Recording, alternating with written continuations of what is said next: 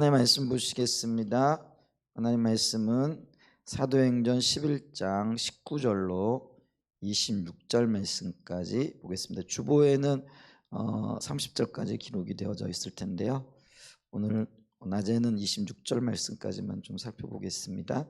사도행전 11장 19절로 26절 말씀인데요. 교독하겠습니다. 그때에 스데반의 일로 일어난 환란으로 말미암아 흩어진 자들이 베니게와 구브로와 안디옥까지 이르러 유대인에게만 말씀을 전하는데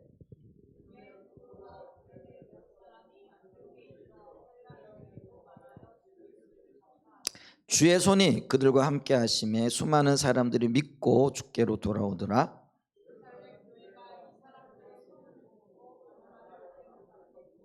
그가 이르러 하나님의 은혜를 보고 기뻐하여 모든 사람에게 굳건한 마음으로 주와 함께 머물러 있어라 권하니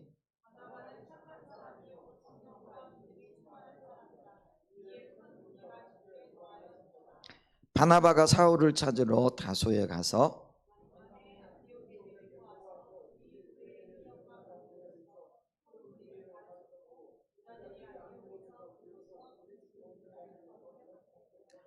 아멘. 사도행전 강의 23번째 시간이고요.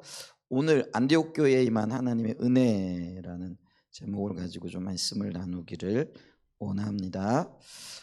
첫 번째 좀 살펴볼 건 뭐냐면요, 하나님은 항상 선하시다라는 거고요.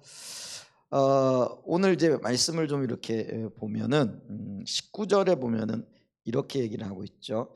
그때 스데반의 일로 일어난 환란으로 말미암아 흩어진 자들, 이제 이렇게 말씀이 시작을 하잖아요. 이제 그때는 언제적 얘기를 오냐면, 이 그때라는 말은 뭐 어떤 면에서는요, 전환 접속사라고 이렇게 얘기할 수 있겠는데요. 다른 말로 얘기하면은 어떤 이야기가 장면이 전환되어지는, 이제 그거를 그 제시하고 있는 이제 그런 말이라. 그래서 뭐 그때라는 말이 큰 의미는 없는 이제 그런. 그래서 헬라어로는 메눌이라는 단어고요. 다른 이야기로 전화를 내트는 접속사입니다. 근데 그 이야기를 하면서 스데반의 일로 일어난 환란에 대해서 이렇게 이야기하고 있죠. 복음을 전하다가 순교한 스데반, 이제 그걸 생각하면 교회의 관점에서 보게 되어지면 굉장히 큰 슬픔이기도 하죠. 왜냐하면 굉장히 중요한 일꾼이기도 했고 충성스러운 하나님의 사람이었던 스데반이 설교하다가 돌에 맞아 죽는 이제 그런 끔찍한 일이 어떤 면에서는 생겨났던 일이죠. 그런데 이런 관점에서 보면은 그 교회에 큰 환란이 임한 거고, 또 그 환란의 여파로 인하여 교회가 뿔뿔이 흩어지게 되어지는 이제 그런 일들이 생겨났던 것들을 이렇게 보죠. 근데 이것만 단순하게 보게 되어지면은 큰 슬픔이고 큰 환란인 것을 보잖아요. 근데 이제 우리는 잊지 말아야 될 게 있는데 뭐냐면은 하나님은 항상 선하시다라는 거예요. 근데 이 말이 참 이해가 잘 되어지지 않는 말이기도 하다라는 거죠. 아니, 사람이 돌에 맞아 죽었어요. 그것 때문에 교회에 큰 박해가 일어나 가지고 어떤 면에서 보면은 어떤 사람은 고향을 떠나게 되어졌고, 또 어떤 사람은 정처 없이 떠돌게 되어졌고, 또 어떤 사람은 그 내일을 기약할 수 없는 그런 어떤 막다른 골목에 이르는 거잖아요. 이런 걸 보면은 굉장히 큰 환란이고, 또 개인의 어떤 삶을 보게 되어졌을 때도 큰 고난이라고 이렇게 말할 수 있는 거잖아요. 근데 이제 이런 고난까지도 오늘 하나님은 뭐라고 말씀을 하고 계시느냐 하면은 그게 하나님의 선한 역사의 일부다라는 것이죠. 근데 그거를 이해하기까지 뭐 저 자신도 개인적으로 그렇지만은요, 여러분들도 지금 그게 이제 이해가 되어지는 분들도 있고, 그게 잘 이해가 되어지지 않는 분들도 계시지 않을까 싶어요. 그런데 우리가 하나님의 관점에서 사건을 보고, 그리고 그 사건을 통하여 역사하시는 하나님의 섭리를 보게 되어지면은 결국에는 하나님은 항상 오르시고 항상 선하신 분이라고 고백할 수밖에 없다라는 것이죠. 왜냐하면 이 하나님께서는 고난을 통하여 박해를 통하여 새로운 역사를 이루시고 복음의 또 그 진보가 나타나게 하시고 구원받는 사람들이 수없이 생겨나게 하셨기 때문에 그렇다라는 것이죠. 자, 이런 관점에서 볼 때에 시편의 이야기들은요, 수많은 사람들의 인생의 그 고난 가운데에서 어떤 면에서는 부르짖으며 또 절규하면서 하나님의 선하심을 이해해가는 어떤 과정들을 밟지 않았나 싶어요. 근데 19편에 보면은 고난 당한 것이 내게 유익이라 그래서 내가 주의 길을 배웠다. 이렇게 율례를 배웠다라는 것은 말씀이 지시하시고 말씀이 의미하는 바를 분명하게 깨닫게 되어졌다라는 그런 의미이잖아요. 그래서 이 고난도 때로는 우리에게 유익이 되어질 뿐만 아니라 그 고난 가운데서 우리는 하나님의 선하심을 보게 되어진다라는 것들을 보죠. 오늘 본문 말씀도 그래요. 자, 스데반의 일로 인해 예루살렘 교회 스데반 개인에게는 죽음이, 그리고 예루살렘 교회에는 큰 고난과 박해가 한꺼번에 밀어 닥친 거잖아요. 그래서 성도가 다 흩어지고, 그래서 우리가 성경에 보면은 사도들을 제외한 모든 형제들이 뿔뿔이 흩어졌다. 어떤 면에서 보면 교회가 위기 가운데 풍비박산났다, 이렇게 얘기를 할 수 있는 상황이잖아요. 근데 그런 절망적인 순간에서도 장면이 바뀌면서 그 흩어진 사람들 때문에 어떤 일들이 지금 일어나고 있는 거예요? 하나님의 놀라운 역사와 새로운 하나님의 일들이 이루어지고 있는 것들을 보게 된다라는 거죠. 그래서 이 스데반의 일로 일어난 환란, 고난이고 박해였죠. 근데 그것 때문에 어떤 일이 일어났다라는 거예요? 그 흩어진 자들이 베네게와 구브로와 안디오기까지 이르러 유대인에게 말씀을 전하는 그런 사건이 생겨났다라는 것이죠.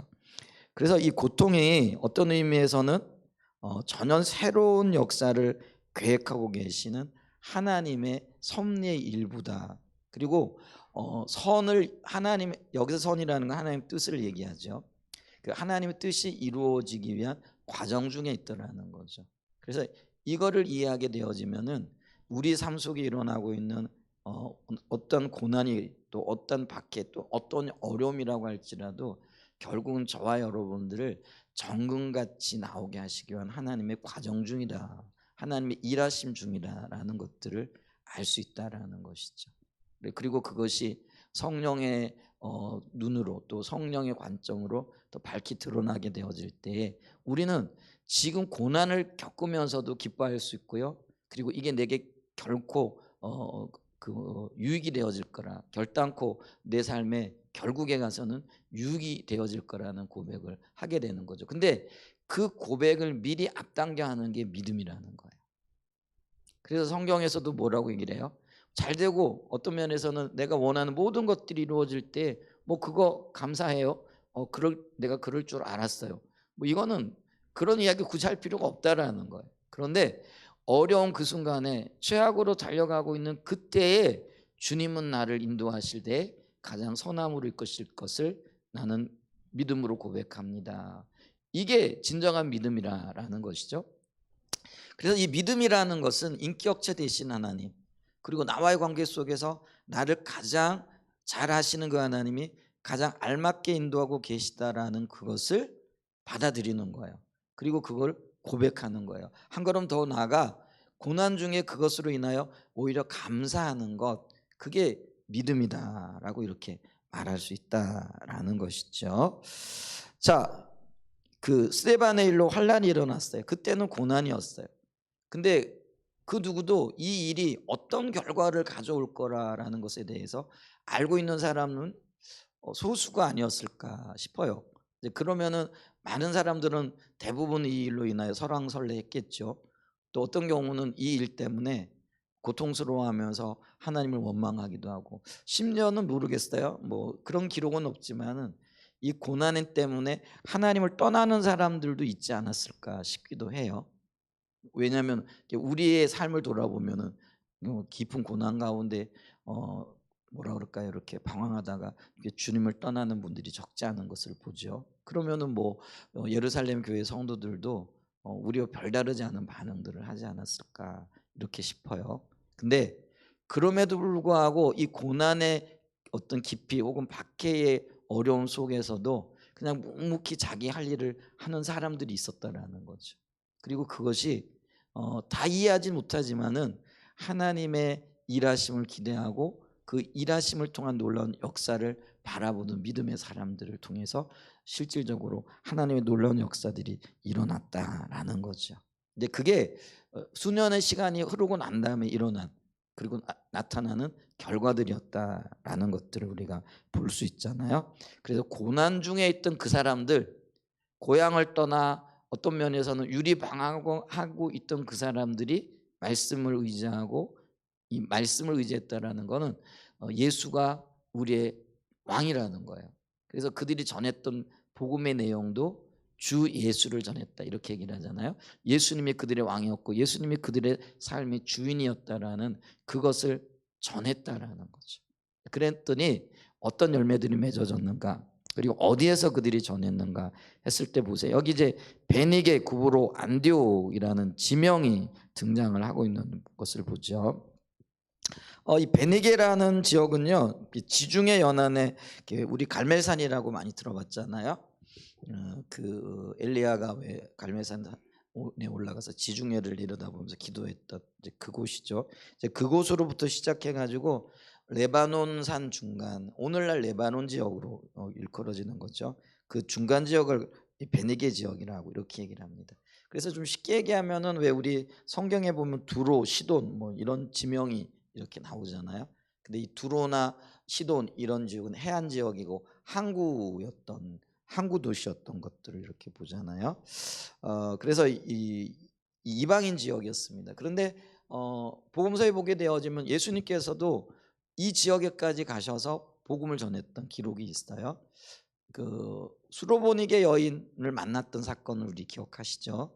그곳에서 그 여인이 예수님을 찾아와 가지고 우리 어린 딸이 귀신 들렸는데 좀 고쳐주세요. 그랬더니 예수님이 그 뭐예요? 그 잔자의 떡을 취하여 개들에게 주는 게 합당하지 않다 그랬더니 주님 그 말씀이 옳지만은 개들도 주인의 상에서 떨어지는 부서기를 먹고 살잖아요. 그랬더니 예수님이 너무 놀라시는 거죠. 그래서 그 수로보니게 이방 여인의 믿음을 보시고 그 딸을 고쳐 주셨잖아요. 그게 이제 베니게 지역입니다. 그래서 어떤 면에서는요, 이미 예수님께서 그 베니게 지역에 복음의 씨앗을 이렇게 뿌려 놓았던 지역이기도 하죠. 근데 박해받았던 그 예루살렘 교회 성도들이 흩어지면서 그곳으로 가고 그곳에서 복음을 전하기 시작했다라는 이제 그런 이야기죠.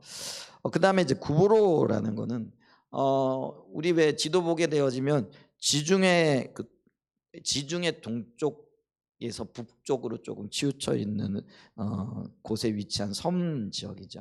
상당히 큰 섬이었던 것을 우리가 볼 수 있고요. 구약 성경에서는 이 지역을 기띔이라 이렇게 부릅니다. 이렇게 지명이 구약 시대 좀 다르고 신약 시대 좀 다르고 오늘날에도 좀 다르죠. 그러니까 오늘날에는 이 지역을 뭐라고 이야기를 하고 있느냐면 키프로스 섬이라 혹은 사이프러스 섬이라 이렇게 부르고 있는 지역입니다. 아까 베니게 지역은요, 지금의 레바논에 해당되어지는 이제 그 지역이다 이렇게 얘기할 수 있고요. 그다음에 안디옥이 이제 등장을 하는데 성경의 안디옥은요 두 군데 등장을 합니다. 비시디아 안디옥과 수리아 안디옥이고요. 이 비시디아 안디옥은요 지금의 그 튀르키예, 그러니까 옛날엔 터키라고 불렀잖아요.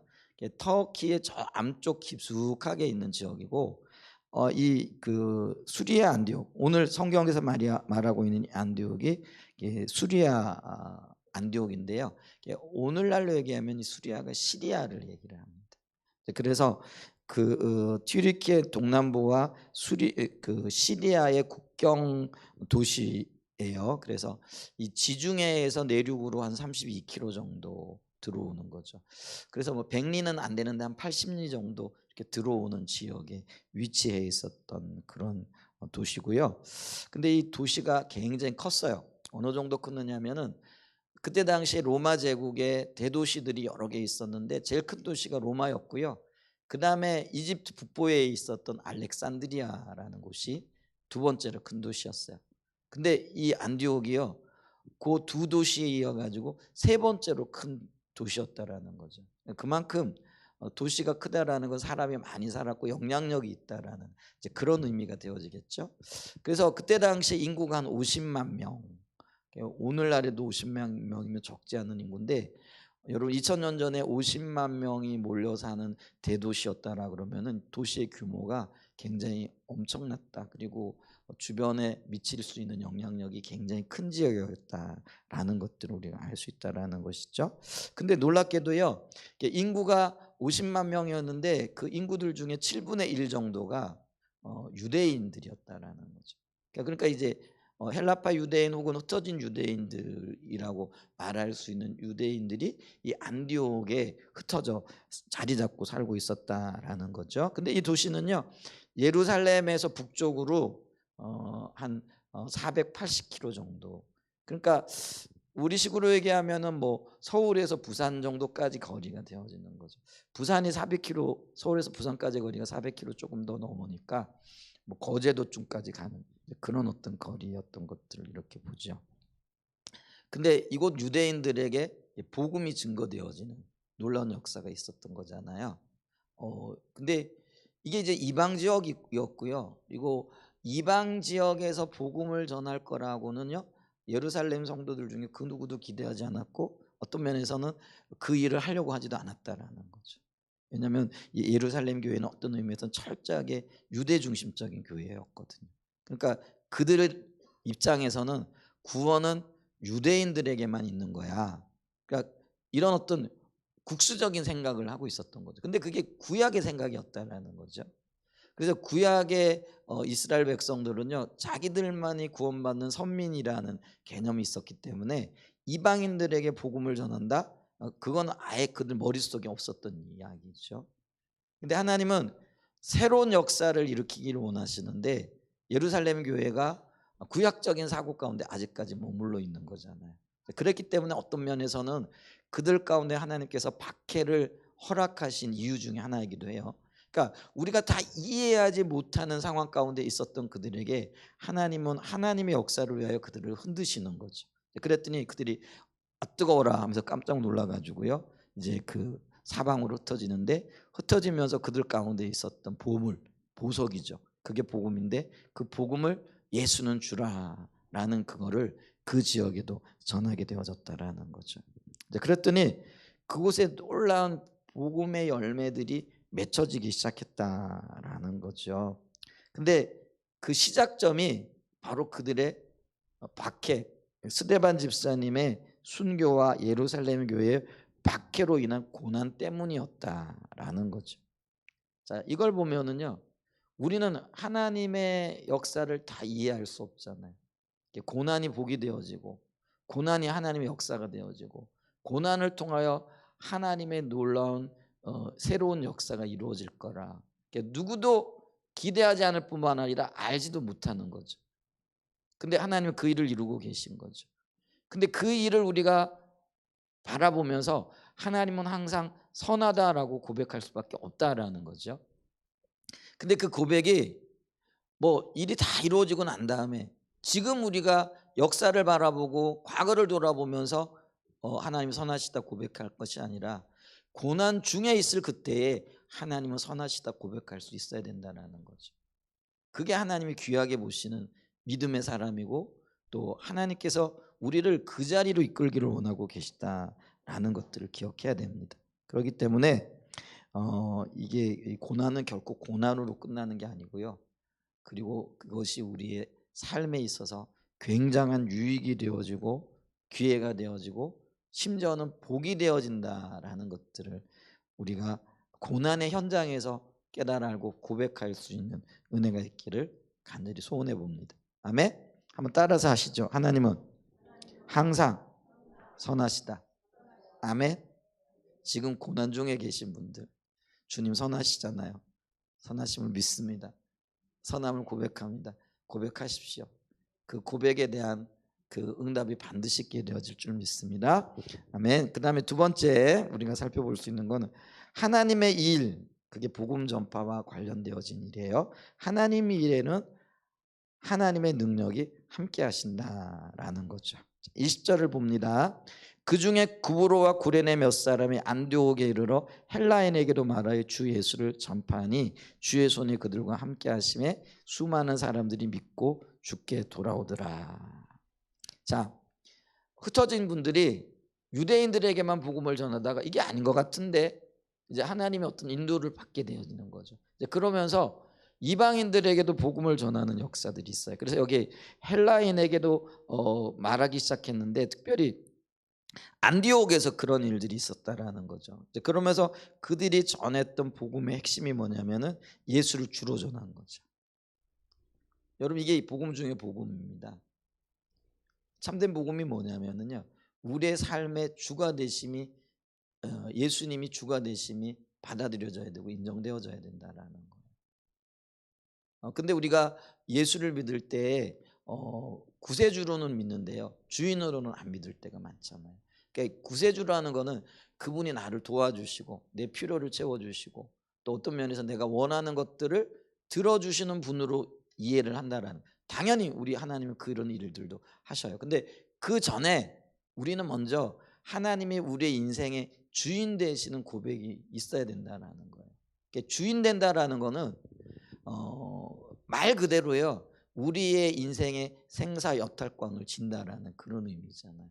그래서 그분은 우리의 시간과 또 우리의 물질과 우리의 생명과 또 우리의 모든 것들의 온전한 주인이 되신다라는 것이 고백이 되어져야 된다라는 거죠.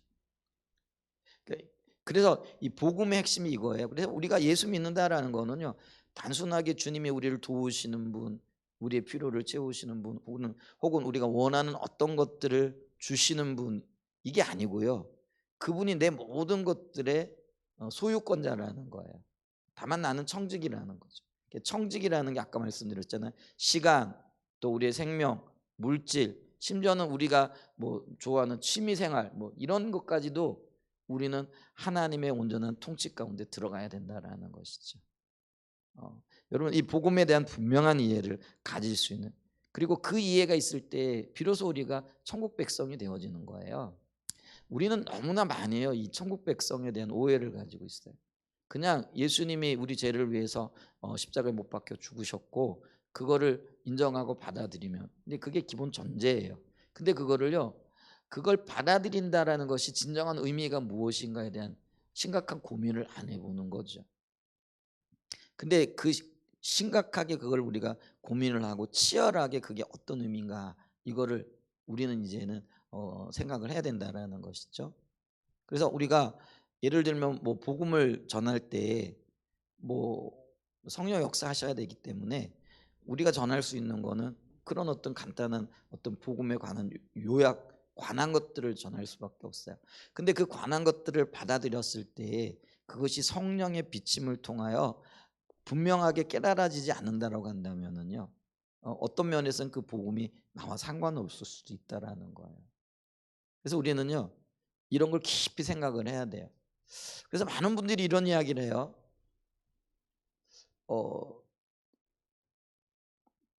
어떤 이야기냐면 교회 다닌다고 다 구원받은 건 아니라는 거예요. 그리고 많은 분들이 이런 이야기도 해요. 하나님 나라에 갔을 때에 우리가 생각하는 것보다 훨씬 더 적은 사람들만이 하나님의 그 자녀들로서 하나님과 함께하고 있을 거라는 거죠. 제가 여러분들이 겁주자하고 하는 그런 이야기가 아니에요. 우리가 그거를 좀 더 심각하게 받아들이고 그걸 다른 사람에게 적용할 것이 아니라 내 자신에게 좀 적용을 해봐야 된다라는 거죠. 그러니까 평생 예수 믿고 평생 교회 다녔는데 우리가 주님 앞에 섰을 그때 이럴 분들도 있다라는 거예요. 내가 너를 도무지 알지 못해. 있다라는 거예요. 그러면 그게 얼마나 어떤 면에서 충격적이겠느냐라는 거죠. 여러분 그런 충격적인 일을 겪지 않기 위해서라도 자기 자신을 좀 돌아보고 내 자신을 돌아보고 내가 과연 성경이 말하고 있는 바 예수 믿는 자인가. 성경에서 말하고 있는 예수 믿는 거는요, 예수를 알되 그분을 주로 하는 거예요. 그리고 그분을 구원자로 하는 거예요. 그래서 주 예수를 믿으라 그리하면 너와 네 집이 구원을 얻으리라 이렇게 말씀하고 있잖아요. 그래서 이 부분을 분명히 저와 여러분들이 알았으면 좋겠습니다. 그래서 우리가 예수를 구원자로 아는 것은 당연하지만은 어떤 부분들은 이런 얘기를 해도 예수님을 주로 아는 것은 신앙이 성숙한 사람들에게나 이게 통용되는 얘기다라는 거죠. 근데 그렇지 않아요. 오늘 여기 본문에도 보세요. 그 안디옥에 이르러 제자들이 헬라인에게로 말하는데 그 이방인들에게 처음부터 뭐라고 얘기를 하고 있어요? 예수를 주로 전하고 있다라는 거.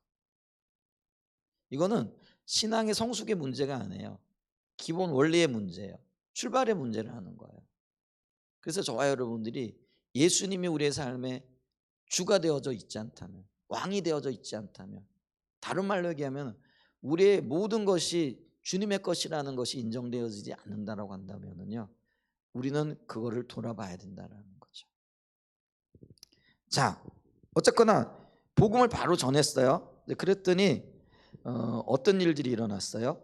주의 손이 그들과 함께 했다라고 21절에 얘기를 하고 있잖아요. 주의 손이 함께 한다라는 그 의미는요, 하나님의 능력이 함께 하신다라는 구약적인 표현이에요. 그러니까 하나님의 권능과 능력으로 그들이 복음을 전할 때 그것을 뒷받침하고 있었다라는 그런 이야기죠. 여러분, 우리가 이 일을 할 때요, 사실 정말 하나님께서 기뻐하시고 기뻐하실 뿐만 아니라 실질적으로 하나님께서 그 일들을 도우시는 역사들이 있어요. 특별히 이런 일들이 이렇게 선교지에 가게 되어지면 아주 빈번하게 일어난다라고 하거든요. 왜냐하면 선교지는 어떤 면에서는 가장 어떤 면 최전선에 서 있는 어떤 영적인 전쟁터이거든요. 그래서 복음을 전하고 그 복음에 반응하는 사람들이 있게 마련인데, 이제 그 일들을 전하게 될 때 놀라운 역사들이 일어나죠. 근데 이때는요, 우리가 이해할 수 없는, 그러니까 우리는 지금 자연과학주의적인 어떤 사고에 물들어 있어요. 그래서 합리적이고 이성적이라는 어떤 그런 그 토대화에 있기 때문에 우리의 어떤 이론적으로 혹은 과학적인 사고로 이해되어지지 않는 것들은 받아들이지 않는 경향들이 있잖아요. 근데 이 선교의 최전선에 가게 되어지면은요, 우리의 그 이론적인 지식으로는 받아들일 수 없는 그런 일들이 부지기수로 일어난다라는 것이죠. 예를 들면 자동차에 기름이 없으면 자동차가 가다가 서야 되잖아요. 근데 선교지에서 아주 위험한 곳에 이르는데 기름이 떨어졌어요. 붙잡고 선교사님이 기도하는 거죠. 주님, 이곳을 벗어날 수 있도록 은혜를 베풀어 주세요. 기름이 떨어져야 되는데 안 떨어지더라는 거예요. 이게 이해가 안 되는 일들이죠. 그런 일들이 일어나더라는 거죠. 근데 그 일이 일어나는 이유가 뭘까요? 하나님은 뭐 자연의 어떤 법칙을 거스르는 분이신가? 아니에요. 하나님은 하나님이 만들어 놓은 질서 가운데 모든 것들이 유지되어지기를 원하시는 분이라는 거예요.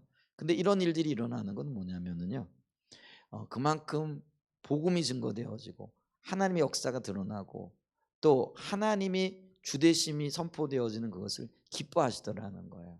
그래서 어떤 때는 자연 질서 혹은 자연의 흐름까지도 바꾸어 가면서 그런 일들을 하시는 거죠. 여러분 보세요. 온 땅에 하나님의 영광이 드러나고 주의 이름이 선포되어지는 그곳에 하나님은 능히 자연 질서를 어떤 면에서는 흐트러시는 거죠.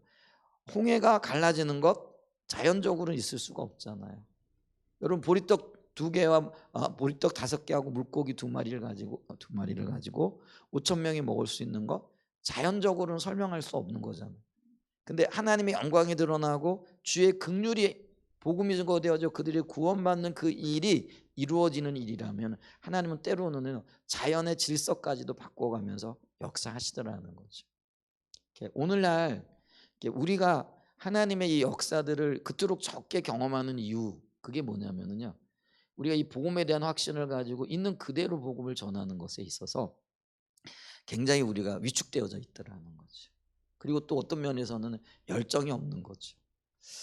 제가 그거를 절실하게 느꼈는데, 제가 오늘 그게 뭐냐면 그 지난 5월 5일이 어린이날이잖아요. 근데 5월 5일 날 어린이날에 저희 처가 식구들이 이렇게 그 장인 장모라고 할 수 있고 그것도 윗대 산소에 이렇게 모여요. 그리고 모여가지고 함께 이렇게 교제하고 하루 뭐 같이 식사하고 하는 시간을 갖는데, 요번에 이제 갔어요.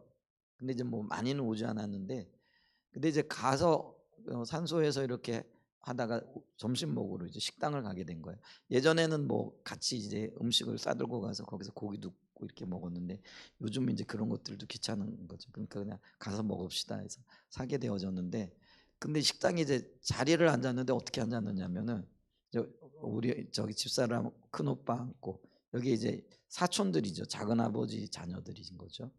근데 제가 그들 이렇게 앉았고 제가 앉았는데 너무 어색한 거예요. 왜냐하면 뭐 그들하고는 전화 한 통화 없고 뭐 평상시에 얼굴 볼 수 있는 일이 아무것도 없고, 그러니까 이게 사촌 뭐 동생이고 사촌 오빠라고 이야기를 하는데 저는 이제 그들의 이름도 모르고 그리고 그들의 뭐 자녀들도 모르고 아무것도 모르는 거예요. 근데 이게 앉아 있는데 그 자리가 얼마나 어색한지 모르겠는 거예요. 야, 이거 진짜 다음에 다시는 오지 말아야 되겠다. 만약에 이런 자리에 이렇게 있으려고 하면. 근데 순간적으로 그 생각이 드는 거예요. 야, 너 목사 아니야, 목사. 그러면은 어색한 게 뭐예요? 그들을 붙잡고 뭐 아직 그 뭐 형님은 예수를 아는 분이지만 이 두, 그러니까 이제 작은 아버지 자녀들이잖아요. 사촌들이잖아요. 모르는 거죠. 그럼 제가 목사잖아요. 그럼 붙잡고 예수 믿으세요? 그럼 전해야 되는데 제가 그걸 못 하고 있는 거예요. 어 그게 있잖아요. 전혀 모르는 사람에게 전할 수는 있겠는데 이게 또요. 이게 친척이라는 그게요. 또 그렇게 어색할 수가 없는 거더라고요. 그래 제가 갈등하고 고민하다 끝내 못 전했어요. 이 제가 참 부끄럽긴 해요. 제가 전했으면 참 좋았을 텐데. 제가 이렇게 목사로서 이들에게 복음을 전하고 예수를 전하고 주님 보라고 전했습니다. 여러분들에게 좋은 소식을 전했으면 참 좋겠는데 그게 안 되더라고요. 입이 안 떨어지는 거예요. 근데 제가 그걸 이렇게 돌아보면서 그게 지금 평상시에 훈련도 안 되어져 있고요. 또 목사라고는 하지만은 이런 관계나 이런 부분들에서 제가 참 연약한 부분이 있구나 하는 것들을 보겠더라고요. 그러면서 한다는 생각이 뭐예요? 다시는 이런 모임을 안 갖기로 해가지고 이제 이 모임에 오지 말아야 되겠다. 이런 생각을 하고 있는 저를 보면서요. 한 어떤 면에서는 좀 불쌍하기도 하고요. 어떤 면에서는 야 이게 잘못돼도 지금 한참 잘못됐는데 이런 생각을 지금 하게 되어지는 거죠. 근데 저만 그런 건지 모르겠어요. 여러분들도 별로 다르지 않을걸요. 지금 우리 이웃에게 혹은 친지들 중에 거의 교제가 없는 그 친지들도 있잖아요. 근데 어떤 이유든 간에 한번 만날 수도 있잖아요. 예를 들면 뭐 결혼식이 있다든지 아니면 특별한 모임이 이렇게 있잖아요. 그럼 이제 그들과 얼굴을 딱 부딪혔을 때 어색하다 이게 아니고 야 이게 복음을 전할 수 있는 절호의 기회다. 이렇게 지금 우리가 생각하고 그 기회를 잘 활용하느냐라는. 근데 제가 보니까요. 제 자신이 그 훈련이 지금 안 돼 있는 거예요. 근데 제 아내는 보니까 저 옆에 이제 작은 어머니하고 물론 이제 거기 이제 친언니들하고 앉아 있으니까 이제 그 큰언니가 이제 교회 다니셔잉 이제 전라도 사투리예요. 큰언니가 이제 그 작은 어머니에게 팔순이 너무너무 하고 있더라. 그랬더니 때를 만났는지 막 뭐 그냥 교회만 다닌다고 되는 게 아니고 뭐 이러면서 복음을 막 설명하더라고요. 그래서 야 사모가 훨씬 낫다. 제가 그러면서 다음에는 내가 좀 준비가 되어져야 되겠다. 저는 그 생각을 못했던 거예요. 조합이 그렇게 제가 누구하고 밥을 먹는데 그렇게 어색한 자리를 앉아 있는 게 그게 뭐 긴 시간은 아니잖아요. 아닌데 그렇게 어색한 자리를 제가 경험해 본 적이 없어요. 그러면서 야 이게 그리고 이런 상황을 맞이할 거라는 걸 전혀 생각을 못한 저 자신을 보면서 이거 조금 이제 좀 생각해야 되겠다. 가지 말아야지가 아니라 다음에는 언제 그런 기회가 오나. 그래서 보게 되면은 듣든지 안 듣든지 간에 예수 믿으셔야 됩니다. 그분이 우리 왕이십니다. 전할 수 있어야 되겠다. 목사인데도 지금 이런 고백을 해요. 부끄러워요. 근데 부끄러운 이 고백을 하는 이유는 우리가 주님의 능력을 경험할 또 주님의 어떤 뒷받침을 경험할 기회들을 스스로 차단하고 있지는 않은가. 뭐 때를 얻든지 못 얻든지 우리는 주님의 주대심과 왕대심과 그분 안의 구원은 우리가 전할 수 있는 그런 은혜가 있길 축복합니다. 내년에 혹시 이런 기회가 있으면 승리의 고백을 할 수 있게 제가 기억했다가요. 이렇게 고백했기 때문에라도 말을 할 수 있는 그런 은혜가 있었으면 좋겠습니다. 기도해 주시기 부탁을 드립니다. 자, 어떤 분들은요, 저처럼 그런 갈등과 고민, 제가 고민을 했다니까요. 그래서 전할까 말까, 전할까 말까 못 전했어요. 근데 어떤 분들은요, 전할까 말까, 전할까 말까 고민을 하다가 그냥 전하는 거예요. 아멘. 그러면은요, 어떤 형태로든지 하나님께서 뒷받침하시는 것들을 보게 되진다는 거예요. 근데 제가 가만히 보니까요, 이게 목사가 되다 보니까 이 목사가 제일 전도를 못하는 이유 중에 하나가 뭐냐면 항상 믿는 분들하고만 교제를 하거든요. 그러니까 안 믿는 사람들을 만날 기회가 별로 없어요. 그래서 그러다 보니까 이게요, 익숙하지 않은 거예요. 훈련이 잘 안 돼 있는 거예요. 그러다 보니까 이게 주님의 능력을 경험할 그런 기회들이 점점 줄어들어요. 근데 여러분들도 우리 교회 안에서도 그렇잖아요. 순전히 우리가 누구하고만 교제해요? 여러분들이 저하고만 교제하시고 사모하고만 교제하고 또 집사님들만 교제하고 믿는 분들하고만 주로 교제권이 형성이 되어져 있잖아요. 근데 그러다가 어느 날 갑자기 안 믿는 분을 만났어요. 근데 그 입이 잘 안 떨어지는 거죠. 이제 그런 영역에 있어서 교회가 좀 훈련이 필요한가? 나도 훈련이 필요하지만 교회가 좀 훈련이 필요한가? 이제 이런 생각을 지금 해보게 되는 거죠. 그러면서 때가 됐는가? 이제 하는 생각들도 해보게 되어지는 거죠. 여러분, 정말 주의 주되심을 전하고 그리고 내 환경과 내 형편과는 상관없이 전하면서 하나님의 큰 능력들을 경험해 볼 수 있는 그런 역사들, 그런 경험들을 많이 공유할 수 있는 은혜가 있기를 예수님의 이름으로 간절히 축복하고 축원드립니다. 아멘. 그들도 그랬다라는 거예요. 그랬더니 주의 능력이 그들과 함께 하게 되어지는 거죠. 삶의 현장에서 경험되어지는 놀라운 하나님의 뒷받침이 그들 가운데 있었다라는 거죠. 그래서 그 결과가 어떻게 됐다고요? 수많은 사람들이 믿고, 여기 믿고라는 단어가요 여러 언어로 쓰여지기도 해요. 근데 여기서 쓰여진 언어는 피스티오라는 단어인 건데요, 여기서 쓰여진 이 은혜는 그대로 믿었다라는 그런 의미. 근데 그들이 정말로 예수 믿고 구원 받았다라는 그런 의미가 되어진다라는 거예요. 이런 놀라운 역사들이 있었다라는 거죠. 자, 그래서 우리가 하나님의 일, 특별히 복음 전하는 그 일, 주님의 영광이 나타나는 그 일에 적극적으로 동참하게 되어질 때, 그 일을 행해 나갈 때에 하나님의 능력이 함께 하시는 역사가 있게 된다라는 거예요. 아멘. 그래서 있는 그대로 믿고 있는 그대로 순종하고 있는 그대로 적용해 볼 수 있는 은혜가 저와 여러분의 생각 가운데 있으시기를 예수님의 이름으로 간절히 축복하고 축원드립니다. 자, 그다음에 큰 세 번째요. 이제 예루살렘 교회의 동역입니다. 22절에 보죠. 자, 예루살렘 교회가 이 사람들의 소문을 듣고 바나바를 안디옥까지 보내니. 자, 여기 보니까 이제 예루살렘 교회가 이 사람들, 그러니까 안디옥 교회에 일어난 일들에 대한 놀라운 역사에 대한 소문을 듣게 되어졌다라는 거죠. 근데 우리가 좀 생각해 볼 게 있는데, 그게 뭐냐면 만약 이 소문이, 그리고 이 사건이 고넬료 사건 이전에 예루살렘 교회에 들려졌다면은 예루살렘 교회가 어땠을까요? 우리가 알고 있듯이요, 아마 굉장히 큰 환란이 혼돈이 일어났을 거예요. 아니, 이방인들도 구원을 받을 수 있어? 이방인에게 복음을 전하게 맞아 안 맞아? 막 이러면서 막 갑론을박 뭐 밤새도록 피 튀기는 아마 논쟁을 했을 거라는 거죠. 왜냐하면 우리가 사도행전 10장에서 이미 그 부분을 봤잖아요. 근데 놀랍게도요, 그리고 하나님이 얼마나 정확하신 분인가를 우리가 볼 수 있는 게 뭐냐면은요, 이 고넬료 한 가정을 통하여 이게 복음 전파의 범위, 그리고 하나님이 뭘 기뻐하시고 하나님이 지금 어떤 일들을 이루고 계신 것에 대한 치열한 논쟁이 있었고, 그 논쟁에 대한 정리가 끝난 상태라는 거죠. 자, 이 논쟁이 끝난 다음에 안디옥 교회에 지금 행해지고 있는 그 놀라운 역사가 들려지니까요, 예루살렘 교회는 더 이상 혼동에 빠질 필요가 없는 거예요. 더 이상 논쟁할 여지가 없는 거예요. 이유가 없는 거예요. 곧바로 뭐예요? 그 일에 동참하고 동역하게 되어지는 일들이 일어났다라는 거죠.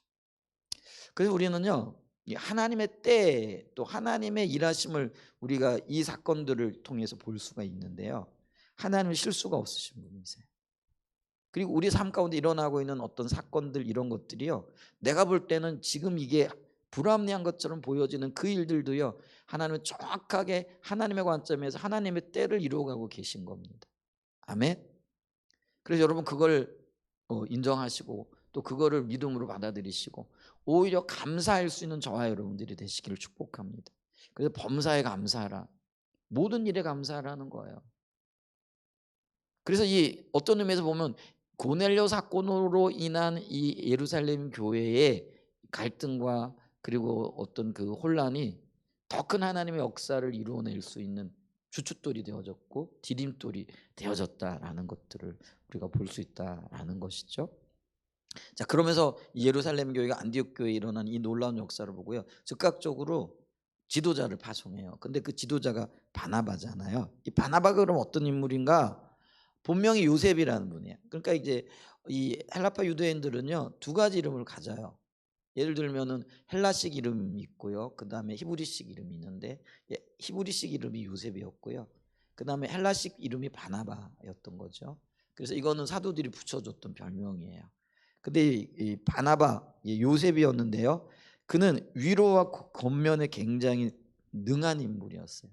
그러니까 이 위로와 권면이 물론 상담을 통해서 이루어질 수도 있겠지만은요, 이 바나바가 말을 굉장히 잘하는 분이었던 것 같아요. 다시 말하면요, 이 설교에 굉장히 능했던 분이라는 거죠. 그래서 설교를 통해서 권면하고 설교를 통해서 길을 제시하고 이런 어떤 역할들을 했던 분이라는 거죠. 근데 이분에게 보여지는 개인적인 특징이 뭐냐면요, 야망과 탐심이 이미 하나님 앞에 내려진 분이었다는 거죠. 우리가 이분의 행적을 보게 되어지면 자기의 소유를 팔아가지고 누구 앞에 뒀다고요? 사도들의 발 앞에 둔 거예요. 그리고 그거를 필요한 모든 사람들에게 나눠줬다라는 거예요. 그리고 이분을 보면은요, 앞서기보다는 늘 뒤에서 섬기는 자세와 역할들을 감당하고 있는 것들을 보죠. 그랬을 때 이분은 아마 뭐 여러 어떤 훈련 과정들을 거쳤겠죠. 근데 그 훈련 과정들은 나와 있지 않지만은 그거의 어떤 특징들을 봤을 때에 권면과 위로를 할 뿐만 아니라 개인적인 야망, 또 물질에 대한 어떤 탐심들이 주님 앞에 내려졌던 그런 분이었던 것들을 우리가 볼 수가 있죠. 그는 이제 헬라파 유대인이었고요, 레위 지파에 속해 있었던 분이죠. 레위 지파의 사람이었다라는 거죠. 근데 아까 얘기했던 그 구브로 섬이죠, 사이프러스, 키프로스라 이렇게 얘기를 하는데 거기가 고향이었고요. 근데 이분에게 큰 장점이 있는데 그게 뭐냐면 그가 헬라파 출신이었기 때문에요, 이방인들의 사고 또 이방인들의 관습, 이방인들과 또 언어 이런 모든 것들이 잘 통했다라는 거죠. 물론 사도 바울도 어떤 면에서 보게 되어지면은요, 헬라파 유대인이었죠. 그렇기 때문에 그가 이방인들에 대한 특별한 이해가 있었던 분이기도 해요. 근데 바나바도 정확하게 그런 분이었다라는 거죠. 그렇기 때문에 안디옥 교회에 안디옥에 복음을 전했던 분들이 헬라파 유대인들이잖아요. 그래서 그들이 복음을 전하고 그 땅에 교회가 세워지게 되어졌어요. 그래서 교회 설립자들과 파송되어져 있는 바나바가 어떤 뭐라 그럴까, 이해가 굉장히 비슷한 거죠. 그리고 어떤 면에서는요, 그들의 생각이라든지 그들의 어떤 대화가 굉장히, 그러니까 교제가 되어질 수 있는 그런 분이었던 것들을 이렇게 보죠. 자, 그래서 이 예루살렘 교회가요, 안디옥 교회에서 하나님의 놀라운 역사가 일어나고 있다라는 그 이야기를 듣고 모교회로서 안디옥 교회를 신앙적으로 지도해야 되겠다라는 강력한 책임감을 갖게 되어지는 거죠. 그래서 누구를 보낼까? 그때 바나바를 보내면은 가장 적합하겠다라는 그런 판단이 선 거죠. 그래서 이 바나바를 안디옥 교회로 파송하게 됩니다. 근데 적절하고도 어떤 면에서 굉장히 옳은 판단이었던 것들을 이렇게 보죠. 물론 하나님 인도하심이 있었겠죠. 그래서 이 바나바를 통해서 안디옥 교회가 안정되어지고 또 크게 세워지는데 놀라운 지도력이 발휘되어지게 되어졌다라는 거죠. 근데 이 일을 예루살렘 교회가 주도했고요, 예루살렘 교회가 어떤 면에서는 하나님의 일에 동역하게 되어지는 큰 역할을 감당하게 되어졌다라는 거죠. 그러면서 우리는요, 기억해야 될 게 있어요. 이 바나바라는 큰 어떤 면에서는 지도적 위치, 그 다음에 예루살렘 교회도 이런 인물들이 늘 필요하잖아요. 교회는요 한 사람이 아쉬운 거죠. 그래서 보세요. 늘 사람이 많으면 많을수록 좋고요. 좀 표현이 좀 그런가요? 아니, 많으면 많을수록 좋아요. 그죠? 그다음에 지도자는요. 많은 지도자가 있으면 있을수록 좋은 거잖아요. 그러다 보니까 어떻게 돼요? 교회가 자꾸 안으로 이렇게 시선을 돌리는 경우들이 많이 있잖아요. 그래서 우리 교회, 우리 목사님, 우리 지도자들 뭐 이렇게 안으로 이렇게 어떤 면에서는 파고드는 그런 어떤 현상들이 있잖아요. 근데 교회는요. 내 교회, 우리 교회, 나와 관련된 교회뿐만 아니라요. 이 땅의 모든 교회들이 하나님의 교회라는 인식이 필요하다라는 거죠. 그래서 필요하다면은 때로는 사람도 보내야 돼요. 필요하다면 때로는 물질도 나누어야 돼요. 아니 필요하다가 아니라요. 하나님의 뜻이 분명하고 하나님의 인도하심이 있으면은요. 우리는 우리 것들을 헐어내야 된다라는 거예요. 아멘. 우리 한사랑 예전교회가 그랬으면 좋겠어요. 우리 교회도 많은 사람이 필요하고 우리 교회도 많은 일꾼이 필요하고 많은 지도자들이 필요하지만은 주님의 일이라면은 우리의 필요들을 나누고 우리의 사람들을 보내고 이제 이런 일들이 있었으면 좋겠습니다. 아멘. 근데 예루살렘 교회가 그 일에 이제 눈을 뜨기 시작했다라는 거예요. 근데 예루살렘 교회가 박해를 받게 되어졌던 하나님의 그 박해를 허락했던 원인 중에 하나가 뭐예요? 자기들만, 우리끼리만, 우리 유대인들만 혹은 우리 우리 안에서만 이렇게 시선이 자꾸 안으로 움츠려들었던.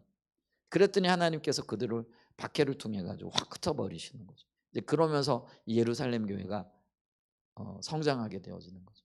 하나님의 관점을 보게 되어진 역사들이 있어요.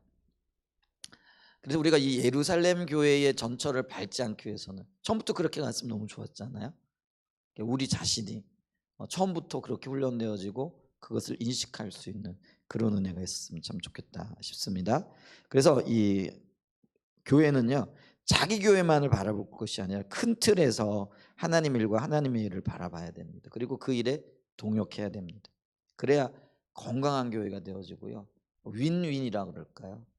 우리 교회도 하나님의 은혜가 있게 되어지고 예루살렘 교회 가운데도 하나님의 은혜가 있게 되어지고 또 안디옥 교회도 하나님의 놀라운 역사가 일어나게 되어지는 일들이 있게 되어진다라는 거죠. 이제 그래야 하나님의 뜻이 이루어지게 된다라는 것이죠. 그다음에 이제 네 번째, 자 바나바가 안디옥 교회에서 파송을 받아 갔잖아요. 그래서 처음에 그가 안디옥 교회에서 보게 된 것 23절 24절에 나와 있죠. 자 그가 이르러 하나님의 은혜를 보고 기뻐하여 모든 사람에게 굳건한 마음으로 주와 함께 머물러 있으라 고나니 바나바는 착한 사람이요 성령과 믿음이 충만한 사람이라 이에 큰 무리가 죽게 더하여지더라. 자 바나바가 안디옥 교회의 소문을 듣고 갔더니 그곳에 놀라운 역사가 일어나는데 근데 그거는 현상이고요. 그 숨겨져 있는 그러니까 그 이면에 흐르고 있는 하나님의 역사를 본 거예요. 근데 그게 뭐냐면 하나님이 그들에게 은혜를 베풀고 계시더라라는 것이죠. 이거는요 눈에 보이는 게 아니에요. 주님이 보시게 하고 깨닫게 하셔야 되는 것들이라는 거죠. 영적인 역사라는 거죠.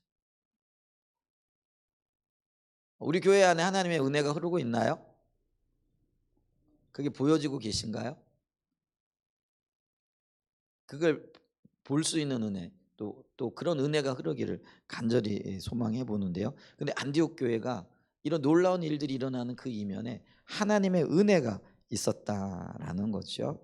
그래서 하나님의 은혜가 함께 했어요. 그 하나님의 일은요. 하나님의 은혜가 또 하나님 그분 자신이 그 일을 이루어 가신다라는 거죠. 그래서 이 은혜 우리가 십자가 복음을 통해서 분명하게 인식하고 있잖아요. 이 은혜라는 거는요. 하나님의 일을 이루시기 위한 살아계신 하나님의 임재의 능력이라는 거죠. 그래서 이 십자가 복음에도 그렇게 얘기를 하는데요. 예, 은혜라는 그 책에 보면은 존 비비어라는 분이 쓴 책이잖아요. 근데 그분은 뭐라고 얘기를 하냐면 우리가 하나님의 말씀이 요구하는 대로 살아갈 수 있게 주어지는 능력이라는 거예요. 그러니까 하나님의 말씀이 있어요. 근데 우리 힘과 능력으로 살아갈 수 있어요? 없어요? 없죠. 근데 은혜가 뭐냐면 말씀이 있고 그 말씀대로 살아갈 수 있도록 주님께서 우리를 도우신다는 거예요. 그게 은혜라는 거예요. 그러니까 같은 의미라고 이렇게 얘기를 할 수 있죠.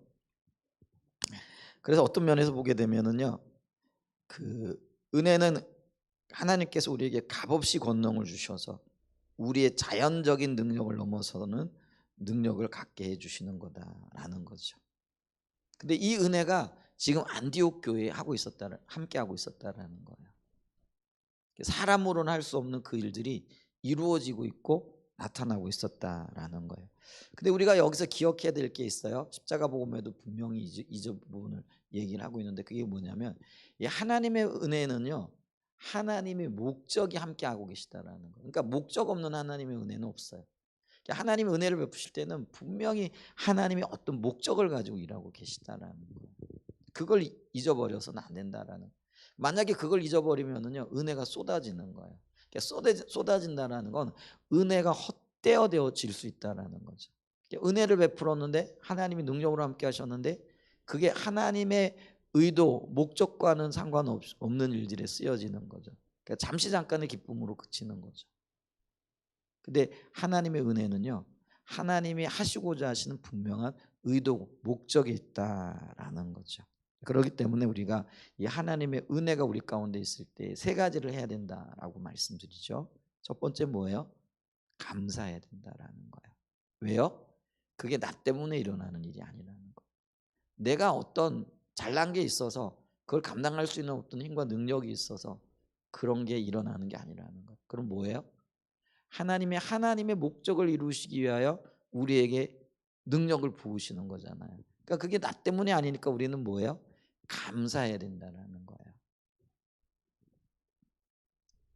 근데 그게 감사가 아니라 마치 나 때문에 일어나는 것처럼 생각할 때 그게 교만이 되어지는 거죠. 그러면 이 경우는 은혜가요, 나중에 어떻게 되어지는 거예요? 복이 아니라 저주가 되어질 수도 있어요. 여러분, 우리 가운데 하나님의 능력이 함께 하시는데 때로는 이 능력이라는 거는 기름 부음과도 같은 의미거든요. 기름 부음이라는 건 은사와도 같은 의미예요. 여러분, 이 은사가 교회 안에 부어졌어요. 근데 이 은사가 어떤 교회에는 하나님의 역사를 담아내는 귀한 수단이고 그릇이 되어져요. 근데 어떤 교회는요, 이 은사 때문에 교회가 분열되어지고 깨어져요. 그리고 교회 자체가 없어져 버리는 경우도 있더라는 거예요. 그럼 이 경우에 은사, 이 은혜는요, 뭐예요? 복이 아니라 저주가 되어지는 거죠. 근데 이런 일들이 너무나 많다라는 거예요. 근데 그 이유가 뭐예요? 이 은사를 자기의 유익을 위해 하나님께서 우리에게 주신 너무나 놀라운 은혜이기 때문에 감사하는 게 아니라 이게 마치 자기 것인 것처럼, 나 때문에 일어나는 것처럼, 내가 무언가를 잘했기 때문에 일어나는 것처럼 하는 거예요. 여러분, 우리의 삶 속에 일어나고 있는 모든 것들이 은혜입니다. 그 얘기는 나와는 상관없는 거라는 거예요. 내 능력과도 상관없어요. 내 의지와도 상관이 없어요. 아멘. 그러니까 우리는 감사할 수밖에 없다라는 거예요. 그런 분명한 그런 인식을 가질 수 있는 저와 여러분이 되시기를 예수님으로 축복합니다. 그 다음에 두 번째는 뭐예요? 이 은혜가 있을 때 우리는 그 은혜가 하나님의 목적 때문에 부어지는 거라 그랬어요. 그렇기 때문에 우리는 하나님의 목적을 적극적으로 찾아야 되고 그 목적 앞에 적극적으로 동참하는 그런 자리로 나가야 된다는 거예요. 만약에 하나님께서 우리 한사랑 예전교회 아니 지금 은혜를 붓고 계시다면 뭐 때문에 은혜를 붓고 계신가? 주님의 영광과 또 주님의 일을 하시기 위함인데 주님은 지금 우리 가운데 어떤 일을 하고 계시냐라는 이게 비전이잖아요. 우리 가운데 회복의 역사를 이루고 계시고요.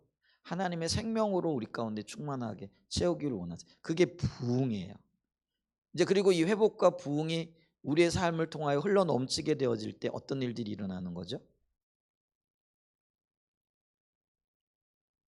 그게 주님의 영광을 나타내는 것이 되어지잖아요. 그렇죠? 그렇기 때문에 보세요. 하나님께서 우리를 통해서 일하고 계세요. 우리에게 부어진 이 은혜가 흘러나가기를 원하신다라는 거죠. 그래서 우리는 그 일을 하고 있어요. 그게 예를 들면 우리가 화요 집회를 하고 있어요. 여러분, 화요 집회 섬기는 게요, 한두 번은 좋더라고요. 근데 몇 번 섬기다 보니까 이게 힘든 거예요. 왜냐하면 매일 밥 해야 되죠. 밥만 하나요? 설거지도 해야죠. 이게 섬김과 관련되어지는 거예요. 근데 여러분 섬김이요. 복이에요. 맞아요. 복이에요. 근데 무장되어져 있지 않으면 이 섬김이 무거운 짐이 되어지는 거예요. 근데 이 짐이요. 한 번, 두 번 그걸로 끝나면 얼마나 좋아요. 근데 이게요. 작년에도 해야죠. 올해도 해야죠. 그 작년에도 해야죠. 내년에도 해야 될 일이라고 한번 생각을 해보세요. 그러면 이걸 감당하고 있는 사람들의 입장에서는 이게 때로는 이게 기쁨이 아니고요. 기쁨으로 시작했는데 이게 불평거리가 되어질 수 있는 거더라는 거예요. 근데 이게 하나님의 목적이고 목적을 이루어가는 것이라는 인식이 있고 거기에 대한 분명한 우리의 눈이 열려져 있다면 이게 짐이 아니고요. 특권이 되어지는 거예요. 아멘? 우리 교회가요. 지금은 이제 거기까지는 잘한 것 같아요. 이게 이제 이거 가지고 뭐 짐이다, 어렵다, 힘들다 불평하는 분들은 안 계신 것 같아요. 그렇죠? 대답들이 없으신 거 보니까 제가 생각하는 거하고 여러분이 생각하는 게 다른가 모르겠는데, 근데 하여간 제가 볼 때는 하여간 기쁨으로 해요. 뭐 이게 힘들고 어려워도 하고 계신 것 같아요. 그게 하나의 목적이에요.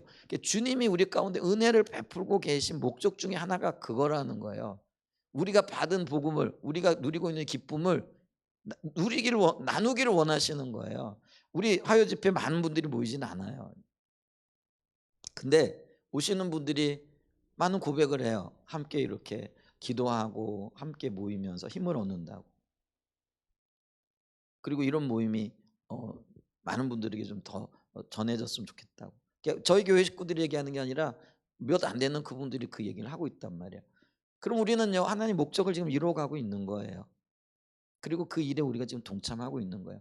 근데 이 동참은요, 아까도 얘기했듯이 목적을 이해하고 그 목적 가운데 자신을 들인 사람들에게는 짐이 아니라 특권이 되어진다는 거예요. 아멘. 우리는 상을 받기 위해서 일을 하지 않습니다. 또 교회가 이것 때문에 어떤 유익을 얻게 되질 거라 이것 때문에 하지도 않습니다. 실제로 우리가 지금 3년째 화요 집회 지금 하고 있잖아요. 근데 이것 때문에 유익 없어요. 오히려 우리가 예를 들면 그래요. 우리가 다 섬기는 거죠. 물론 이제 화요 집회 때 헌금들도 하시고 그것도 밥도 먹기도 하고 하는데 전기세 뭐 이런 건 다 우리가 되고 있잖아요. 그렇죠? 그러니까 우리가 헌신하는 거예요. 우리가 함께 하는 거예요. 근데 그게 우리의 특권이라는 거예요. 아멘. 짐이 아니라 특권이고, 그리고 우리는 이 일을 감당하면서 하나님의 일을 감당하는데 목적이 이루어지는 그 일에 유익을 바라지 않는다라는 거죠. 아마 이분들도 그랬을 거예요. 안디옥 교회에 복음을 전하면서 바나바가 그곳에 가서 주의 일을 섬기면서 이것 때문에 우리의 인생에 혹은 우리의 가정에 우리의 어떤 일에 굉장히 큰 은혜를 베푸실 거야. 그런 생각조차도 없었을 거라는 거죠. 아멘. 그래서 우리가 은혜가 함께 하실 때 주님께서 이 은혜를 베푸실 때는 목적이 있다. 하나님의 비전이 있다라는 거예요.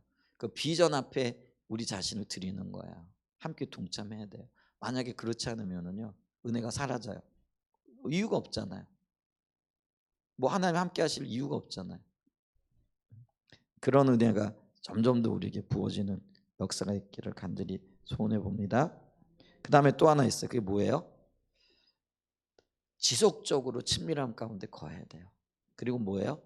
하나님을 찾아야 돼요. 하나님을 찾는다라는 것은 하나님만이 목적되어지는 그 자리에 있어요. 그래서 우리는요, 주님 찾는 자리에 있기를 원해요. 그리고 그게 우리 교회의 가장 기본적인 사역이기를 원해요. 교회가 뭔 일을 할 거냐?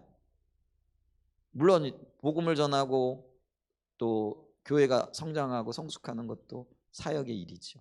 근데 한 사랑의 예정교회 가장 기본적인 사역은요, 주님 안에 머무는 거예요. 주님 찾는 거예요. 아멘. 그런 인식이 저와 여러분들에게 있었으면 좋겠어요. 근데 이 일이 어떤 면에서는요, 굉장히 수동적인 것처럼 보여져요. 그리고 어떤 분이 이렇게 생각할 거예요. 맨날 기도만 해가지고 어떻게 하느냐. 기도하다가 주님이 보여주시면은 주님 찾다가 주님이 보여주시면 우리가 그 일에 순종할 거예요. 그잖아요.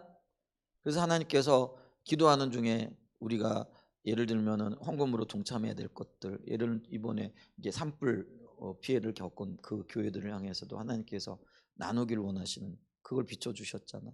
그래서 우리가 부활주일 날 드렸던 모든 헌금. 지난번에 광고 드렸죠? 그거 그대로 그냥 보냈어요. 그렇게 동참해 나가는 거예요. 그게 이제 우리의 일인 거죠. 근데 우리는 여러 가지 하나님의 다양한 일들이 있지만은 근데 가장 근본적인 기본적인 한사랑 예전교회의 일, 그건 하나님 찾는 거예요. 하나님 구하는 거예요. 아멘. 주님만이 목적되어진 그 자리에 서는 거예요. 그리고 그걸 토대로 하나님께서 우리를 이끄실 거예요. 아멘.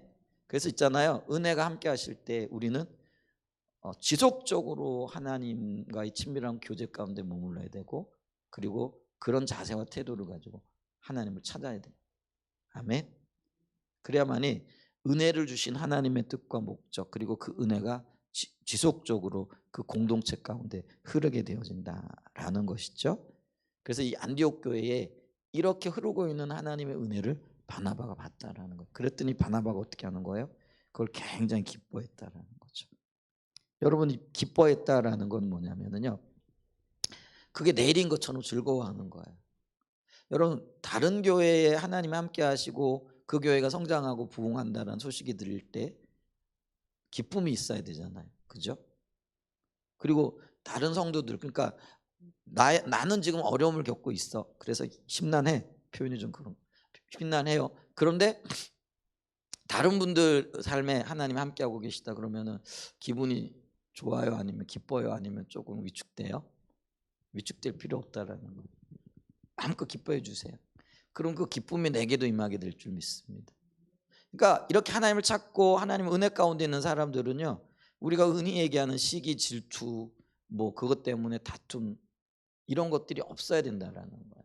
근데 오늘 너무나 많은 사람들이 같은 편끼리 싸우고 있잖아요. 여러분, 우리가요, 원수 마귀가 싸워야 되는데 누구하고 싸우고 있는 거예요? 옆에 있는 집사님하고 싸우는 거예요. 목사님하고 싸우고 있어요. 목사는 성도님들하고 싸우고 있단 말이에요. 이게 말이 되냐라는 거예요. 우리가요, 진정으로 기뻐해야 돼요. 다른 교회에 정말 놀라운 하나님의 역사가 일어나고 있다. 기뻐해 줘야 돼요. 축복해 줘야 돼요. 우리 옆에 계신 성도들, 또 지체들, 집사님들 가운데 좋은 일이 있고 하나님 함께 하시고 하나님 귀한 은혜를 베푸셨다. 지금 나는 굉장히 힘들고 어렵다라고 할지라도 함께 기뻐해 줘야 돼요. 아멘. 축복해 줘야 돼요. 바나바 안에 그게 있었던 거죠. 야, 우리 예루살렘 교회는 이게 아니고요, 야, 안디옥 교회에 이런 놀라운 하나님의 역사가 있네, 은혜가 있네.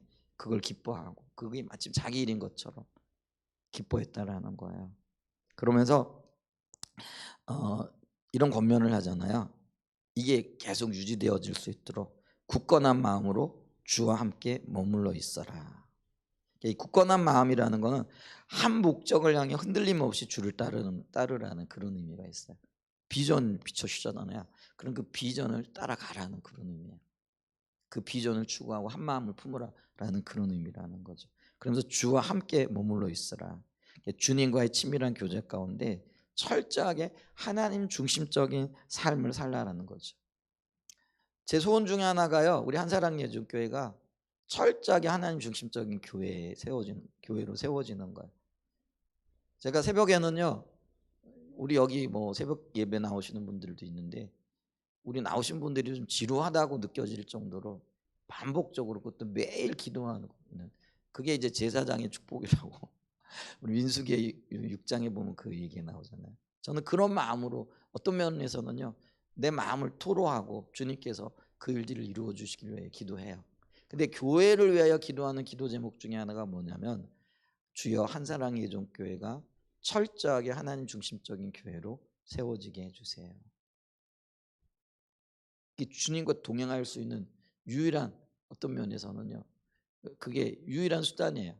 우리가 하나님 중심적으로 세워지지 않고 하나님을 찾지 않고 하나님이 우리의 삶의 우선순위가 되어지지 않을 때 우리는 하나님과 동행할 수가 없어요. 아멘. 그래서 제 소원 중에 하나, 그리고 제가 단 한 번을 거의 매일, 제가 아주 예배가 조금 늦게 설교가 조금 길어져 가지고 늦게 끝나지 않는 한에는요, 항상 그 기도를 해요. 그리고 뭐 성도들을 위한 여러 가지 축복을 하는데요, 거의 매일 반복적으로 해요. 근데 그게 어떤 의미에서 보면은 가장 필수적이고 필요한 것들인 거죠. 근데 어떤 분들은 모르겠어요. 목사님은 맨날 똑같은 기도만 하나. 여러분 왜 똑같은 말 똑같은 기도를 하는지 아세요? 그대로 못 살고 있잖아요. 새로운 정보, 새로운 이야기, 새로운 어떤 지식만 들어가지고 그게 이론으로만 존재한다면 그게 어떤 내 마음을 만족하고 내 어떤 지식적인 어떤 유익은 그걸 기뻐하는 거죠. 충족시켰는데 그게 삶과 연결되어지지 않으면은 그게 도대체 내게 무슨 유익이 있느냐라는 거예요. 여러분 우리는요 똑같은 이야기를 들어야 돼요. 어제 저녁에 제 아내가 여보 이거 좀 들어봐 그러면서 뭘 유튜브를 하나 틀어주더라고요. 근데 그게 뭐냐면 어떤 말이 내 삶에 영향을 미치는데 그 말이 20번 이상이 들려줘야 된대요. 그러니까 20번 이상이 이렇게 뇌과학적으로 뭐 얘기를 하는 것 같더라고요. 저는 그걸 잘 모르니까. 그러니까 어떤 말이 내게 들려져 가지고 그 말이 내 삶에 적용이 되는 데는요. 그 말이 20번 이상이 들려져야 된다라는 거예요. 그렇지 않으면은요. 이게 정보로 있다가 사라져 버린다라는 거죠. 그러면서 제가요. 제대로 잘하고 있네. 제가 똑같은 말만 계속 반복하잖아요. 여러분 근데 물어볼게요. 살고 있나요? 안 살고 있다면 그거는 정보이잖아요. 그러니까 정보는 필요 없어요. 그 어떤 잠시 잠깐의 어떤 지식적인 유의로 끝나는 것들은 우리의 삶에 아무런 의미가 없다라는 거예요. 내가 그 말씀을 들었고 그 말씀대로 살 때 그게 진정으로 내게 힘이 되어지고 능력이 되어지고 유익이 되어지는 거잖아요. 그래서 살기까지는 우리는 또 듣고 또 듣고 또 들어야 돼요. 20번 아니라 200번도 더 들어야 되는 거라는 거예요. 아멘. 그래서 여러분 별다른 거 없잖아요. 근데 살자고요. 그래서 우리는 이 말씀을 들어야 되고요. 그래서 우리가 주님을 찾아야 되고요. 주님과의 친밀한 교제 가운데 거해야 되는 거죠. 그리고 우리가 그렇게 추구할 뿐만 아니라 그런 삶을 살아가기를 제가 그래서 매일 새벽에요. 거의 똑같은 그래서 녹음기 틀어놨나 싶을 정도로 어떤 때는 제가 그래도요 조금씩 단어도 바꾸기도 해요. 그러려고 애를 쓰고는 있어요. 그렇지만은 같은 의미의 같은 어떤 것들을 축복하고 또 그걸 구한다라는 거예요. 근데 그 중에 하나가 뭐라고요? 우리 자신이 우리 한사랑의 예전교회가 철저하게 하나님 중심적인 교회가 되어지는 거죠. 그래서 주와 함께 머물러 있어라. 이게 하나님 중심적인 삶, 하나님 중심적인 교회가 되라라는 그런 권면의 말인다라는 거죠. 자, 이런 권면을 하는 바나바를 향하여 그 성경은 지금 뭐라고 평가를 하고 있느냐면요. 우리가 여기 보게 되어지면 이제 그런 얘기를 하고 있잖아요. 바나바가 착한 사람이다. 이 착하다라는 말은 아가도스라는 말인데요. 이 도덕적인 품성이 굉장히 뛰어났다라는 그런 의미예요. 근데 이게 도덕적인 품성을 나타내는 단어이지만은 근본적으로 바나바가요 하나님과의 관계에 있어서 신실했다라는 그런 의미이기도 해요. 그래서 이런 바나바에게 하나님께서는 이런 평가를 내는 그가 선한 사람이다. 그리고 또 하나 뭐예요? 성령과 믿음이 충만한 사람이라는 거죠. 그래서 어떤 의미에서 보면은요, 바나바가 선했기 때문에 어떤 구원을 받았고 뭐 일꾼으로 부름 받았다 이게 아니에요. 이게 하나님의 주권적인 역사이지만은 그러나 하나님의 부르심과 선택 안에 다양한 부류의 사람들이 있지만 그러니까 저 같은 사람도 부름을 받았겠죠. 근데 그럼에도 불구하고 이 바나바의 성품이 하나님 앞에 굉장히 귀했다라는 거. 그리고 이 귀함이 안디옥 교회가 더 크게 성장하고 부흥하는 미끄럼이 되어졌다라는 거예요. 아멘. 그래서 우리 안에요 하나님을 향한 선함이 있는 저와 여러분들이 되기를 축복합니다. 더 나아가 성령과 믿음이 충만한 하나님의 사람들이 되어질 수 있는 은혜가 있기를 축복합니다.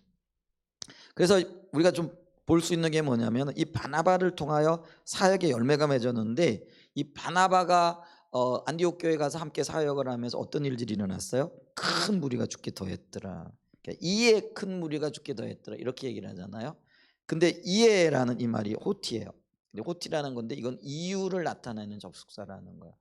근데 그 뒤에 어떤 말들이 있느냐면요. 그 바나바의 착한 성품과 성령과 믿음에 충만한 그런 성품 때문에 안디옥 교회가 더 놀랍게 부흥하고 더 놀랍게 성장하게 되어지는 한 원인이 되어졌다. 이렇게 얘기를 하고 있다는 거죠. 그래서 바나바의 안디옥 교회 파송은요 이방인들을 포함한 교회의 확장을 가속화하게 되어졌고 또 그 이유 중에 하나가 바나바의 착함과 성령이 충만한 믿음 때문에 일어났다라는 것을 이 호티라는 단어가 표현해주고 있다라는 거죠. 여러분, 저와 여러분이 주님 앞에 착한 성품, 믿음과 성령이 충만한 자리에 있을 때에 저와 여러분들을 통하여 한사랑의 예종교회에 놀라운 하나님의 성령의 역사와 또 회복과 부흥과 또 내적인 충만함뿐만 아니라 외적인 그런 성장의 열매들도 맺게 되어질 수 있다라는 거예요. 아멘. 그래서 주님이 인정할 수 있는 그런 열매가 맺어질 수 있기를 축복합니다. 아멘. 큰 다섯 번째요. 이제 바나바와 사울의 동역이 진행이 되어집니다. 자, 안디옥 교회가 이렇게 급속하게 성장을 해요. 그랬더니 바나바 혼자 감당할 수 없어요. 너무너무 놀랍게 성장을 했기 때문에 그렇다라는 거죠. 그래서 바나바가 이 바울을 찾아갑니다. 그때는 사울이라는 거죠. 근데 사울이 지금 어디에 있었냐면요, 안디옥에서 한 22km 정도 떨어진, 우리나라 식으로 따지면 한 50리 정도, 그렇게 멀지는 않죠. 여기서 어느 정도 될까? 한 세종까지 가는 거리 정도 될까? 뭐 그러면은 뭐 한나절은 좀 쉽지 않을까요? 하루 정도 걸어가면 다 할 수 있는 그 길에 사울이 있었어요. 근데 이 사울이 왜 거기 와 있었냐면 그곳이 그의 고향이었는데, 왜 그가 고향에 머물게 되어졌느냐면 그가 유대교의 어떤 그 수호자로서 새로운 그 운동인 기독교를 굉장히 박해했잖아요. 근데 어느 날 그가 예수님을 만나게 되어지면서 극적인 회심이 일어나게 되는 거죠.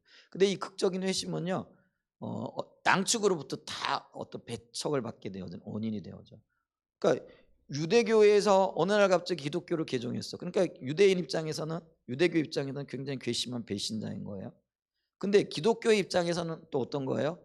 그렇게 받게 하던 어느 날 사람이 어느 날 자신이 예수를 만났다고 예수를 전하고 다니는데 이게 진짜 믿을 만한 건지 이게 선뜻 이게 받아들여지지 않는 거죠. 그러니까 양쪽으로부터 다 배척을 받으니까 형제들이 그를 고향 다소로 보냈더라. 이게 사도행전 9장 30절 이하에 나와 있는 이야기예요. 근데 그때로부터 지금 시간이 얼마나 흘렀느냐? 무려 13년이라는 시간이 흘렀다는 거죠. 그러니까 13년 동안 하나님은 어떤 면에서는 사울을 지금 고향 다소에 보내가지고 굉장히 혹독하게 훈련을 시키고 있었던 것들을 볼 수가 있죠. 그런데 이 사울과 바나바가 초기에 교제가 있었던 거죠. 회심을 하고 난 다음에. 근데 사울의 인간됨과 그의 어떤 그 역량을 바나바가 마음에 담고 있었던 것 같아요.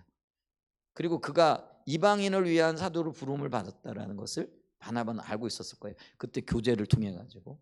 근데 지금 안디옥 교회가 이방인 중심의 교회잖아요. 그러니까 그때 누가 생각나는 거죠? 사울이 생각이 난 거예요. 그러니까 고향으로 찾아가는 거죠. 그리고 그를 동역자로 청빙하게 되어지는 모습을 보게 되어지죠. 그래서 이 바나바의 이 그 안디옥 교회에서 동역 제안은요, 사울이 기독교 세계의 유력한 전도자로 혹은 영향력을 미치는 자로 세워지게 되어지는데 굉장히 그 큰 공헌을 하게 되어졌던 것들을 이렇게 보죠. 근데 이 일이 언제 일어나느냐? 그러니까 이 안디옥 교회에서 사울을 초청하게 되어지는 이 일이 AD 43년에서 44년 사이에 있었던 일이라고 추정을 하고 있다라는 거죠. 근데 이게요, 굉장히 놀라운 열매들을 갖게 되어지는 거죠. 근데 여기서 또 우리가 바나바의 성품을 보게 되어지는데, 우리는요 어떤 성공을요 자신의 어떤 그 뭐라 그럴까요, 업적으로 독차지하려고 하는 그런 유혹에 항상 노출되어져 있는 것을 보죠. 이 안디옥 교회가 굉장히 큰 성공을 거두고 있어요. 그러면 이 칭찬이 누구에게 돌아가겠어요? 바나바에게 돌아가겠죠. 근데 이 바나바는요 거기에 취해 있지 않았다라는, 그리고 그는 이게 하나님 은혜라는 걸 알고 있었다라는 거예요. 그래서 이 은혜가 더 이렇게 담아지고 더 지속적으로 나타나기 위해서는요 자기의 역량만으로는 안 된다라는 것을 인정했다라는 거예요. 그래서 그는요 사울을 초청하게 되어지는 거죠. 이게 근데 쉬운 게 아니에요. 그 어떤 업적을 나누고 또 어떤 면에서는 많은 사람들이 칭찬할 만한 어떤 것들, 그렇죠. 사람들은 그게 하나님 은혜를 보는 게 아니라 누구를 받겠어요? 바나바를 받겠죠. 그럴 때 우리가요, 이게 미혹에 넘어가기 쉽다라는 거죠. 근데 바나바는 그러지 않았다라는 거죠. 자기를 솔직하게 봤을 뿐만 아니라 이 일을 위하여 자기보다 더 큰 능력을 가지고 있는, 혹은 더 큰 잠재력을 가지고 있는 사울을 불러들이는 거죠. 여러분, 그러므로 더 큰 은혜가, 더 큰 놀라운 역사가, 더 큰 놀라운 열매들이 맺어진다라는 거죠. 그래서 여러분, 우리 안에 제 안에도 이런 욕심들이 있는데요, 이런 욕심들을 좀 내려놓을 수 있는 은혜가 임하기를 축복합니다. 그래서 주님의 뜻이 이루어진다라면은 나는 어떻게 되어져도 상관없다라는, 이제 그게 가장 기본적인 마음이잖아요. 근데 그런 기본적인 마음이 있는 것과 그것이 실제로 적용되어져 나타나는 건 또 다른 별개의 문제가 되어질 수도 있는데, 이 부분을 극복해낼 수 있는 저와 여러분 되시길 축복합니다. 그래서 정말로 주님의 일이 이루어지는 거라고 한다면은 나는 어떻게 되든 상관없어 하는 그런 기본적인 마음을 좀 가질 수 있는 은혜가 있기를 축복합니다. 자, 이런 바나바의 어떤 면에서는 그 자기 부인의 삶을 통해 가지고요, 사울이 안디옥 그 교회에 합류를 하게 되어지면서 엄청난 역사가 일어나게 되어지는 거죠. 26절입니다. 자, 만남에 안디옥에 데리고 와서 둘이 교회에 1년간 모여 있어 큰 무리를 가르쳤고 제자들이 안디옥에서 비로소 그리스도인이라 일컬음을 받게 되었도다. 오늘 우리 예수 믿는 사람들을 그리스도인이라고 얘기하잖아요. 근데 이 기원이 여기서부터 나와요. 2000년이나 이어지게 되어질 놀랍고 아름다운 열매예요. 그리스도인. 근데 이게 바울과 바나바의 협력 사역을 통해서 이루어지게 된 일이라는 거죠. 역사의 길이 남을 만한, 그러니까 언어가 생겨나고요, 그 언어에 대한 영향력이 퍼져나가는 것들을 보게 되어지는 거죠. 놀랄 만한 일이잖아요. 이런 일들이 일어났습니다. 여러분, 동역은 이런 일들을 이뤄냅니다. 아마 바나바가 혼자 일했다, 이런 일들이 일어났을지 안 일어났을지는 뭐 우리가 추측할 수 없는 일이지만, 어쨌거나 바나바와 사울의 동역을 통해서 이런 일들이 일어났어요. 동역은 이렇게 아름다운 열매를 맺긴 합니다. 근데 하나님 중심적인 동역이 되어져야 됩니다. 자기 이름을 드러내고 자기 업적을 내세우기 위한 동역은요, 오히려 상처만 남게 되어진다라는 걸 기억해야 됩니다. 아멘. 우리 안에, 우리 한사랑의 예전교회 안에, 또 오이코스와 오이코스 안에, 또 부서와 부서 안에, 또 개인과 개인의 안에 이런 놀라운 아름다운 동역들이 결국은 자기 부인을 통해서 나타납니다. 그게 그리스도인의 삶이에요. 이 그리스도인의 삶을 통하여 아름다운 동역의 열매가 맺어질 수 있는 은혜가 있기를 예수님의 이름으로 간절히 축복하고 축원드립니다. 아멘. 우리 한번 찬양하고